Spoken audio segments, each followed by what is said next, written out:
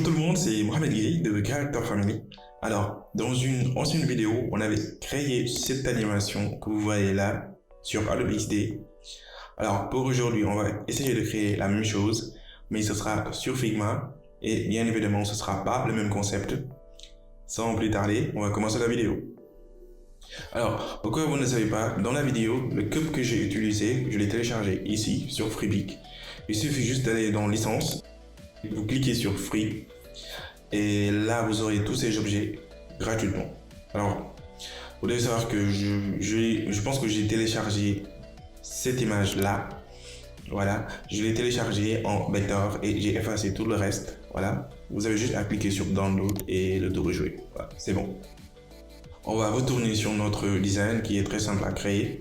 Alors, je vais essayer d'importer l'image. Tac. Et je pense que je vais le placer jusqu'ici. Voilà, c'est bon. Je le place là. Là, on va essayer de réduire la taille du cube. Voilà. Je vous rappelle que je l'ai téléchargé sur Freepik. Voilà, c'est bon. Je le place ici. Alors là, c'est bon. Je pense que jusqu'ici, c'est bon.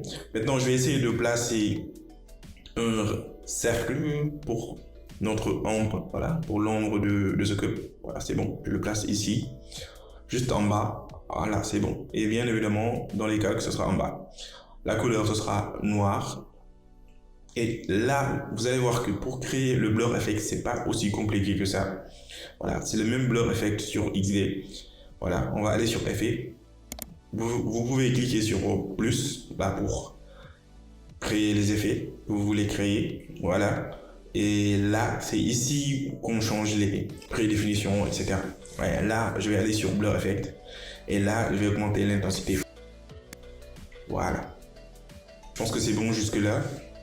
Alors maintenant, je vais essayer de diminuer l'opacité un tout petit peu parce que je sens que c'est assez trop foncé. On va aller sur 25%. Voilà, c'est bon.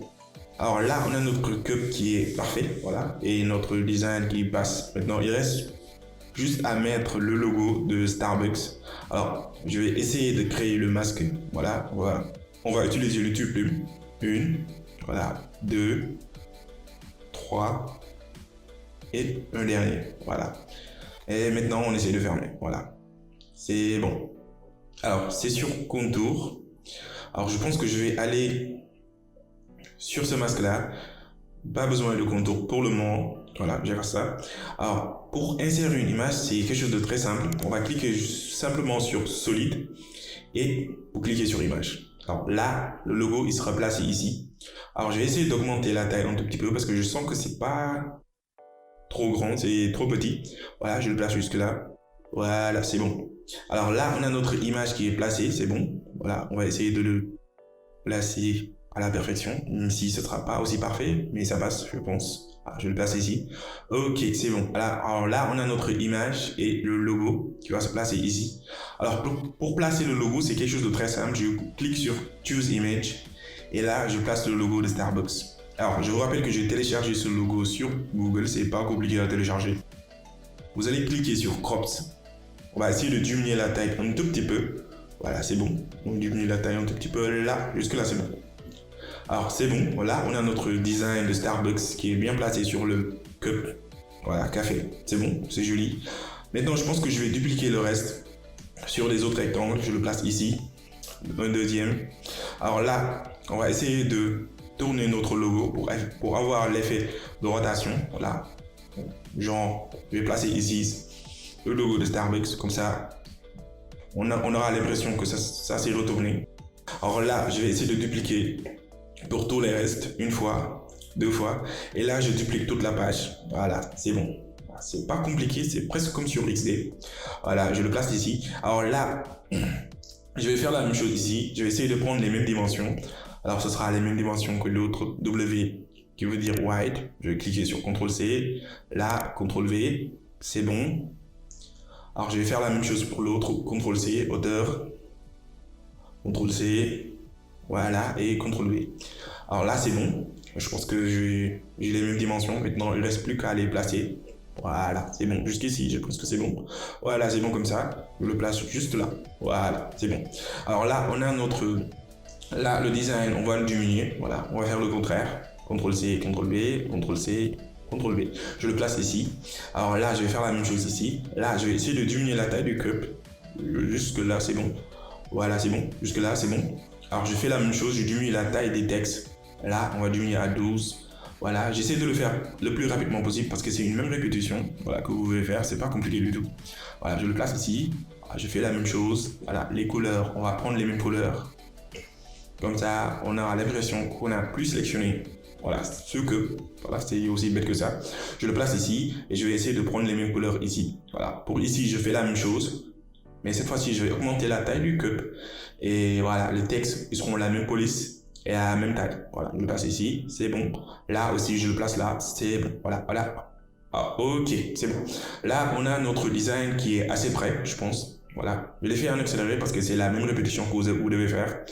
Ok, c'est bon. Maintenant, je le place juste là. Ok. Maintenant, cette fois-ci, je vais sélectionner le logo de Starbucks, je pense, de ce Starbucks là. Et je vais essayer de créer une rotation. Voilà. C'est pas une rotation, c'est juste, voilà, on aura l'impression que ça s'est tourné. Alors là, je pense que c'est fini. Je vais essayer d'aller sur prototypage. On va essayer de commencer le prototypage. Alors, vous devez savoir que pour aller sur prototypage sur Figma, c'est pas compliqué du tout. Voilà, c'est presque comme sur XD. On clique sur prototypage. Alors, tac. Alors là, je vais essayer de créer mon premier prototypage. C'est la même chose en plus, on le rattache ici. Alors cette fois-ci, ce sera pas on clique. Je veux que quand la souris frôle ce cube là, l'animation commence. Là, ce sera mouse enter. Voilà, comme en anglais. Alors là, ce sera smart animation veut dire auto-animation. Voilà, dans le langage de XD. Voilà, easy ease. Et on va aller sur 500 millisecondes. Voilà, c'est bon. Alors je vais faire la même chose sur l'autre. Voilà, ce sera la même chose et les mêmes animations. Alors c'est pas compliqué du tout, c'est le même concept, c'est le même principe. Alors si vous êtes à l'aise sur XD, vous serez forcément à l'aise sur Figma. Voilà, c'est pas quelque chose de compliqué du tout. Alors ce sera la même chose. Je pense que on a envie de faire quelque chose. Je vais essayer de créer la rotation. Comme ça, voilà, on aura l'impression que le cube s'est retourné à sa position initiale. Voilà, c'est bon, désolé. Alors, je choose ici et je le pousse jusque là. Voilà, jusque là, c'est bon. Ok, voilà. Alors là, on a notre design qui est prêt. Alors, je pense que, voilà, pour le reste, ce sera les mêmes répétitions. Ouais, on va essayer de faire des derniers ajustements pour ce design-là, mais je pense que vous aurez compris que, voilà, le dernier test, là, c'est bon. Ça passe. Voilà. Le haut, on a notre rotation.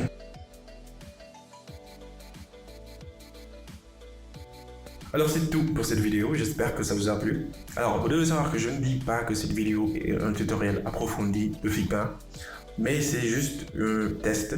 Comme vous le voyez, on a essayé de créer le même concept de design qu'on avait créé sur XD, si vous vous souvenez bien.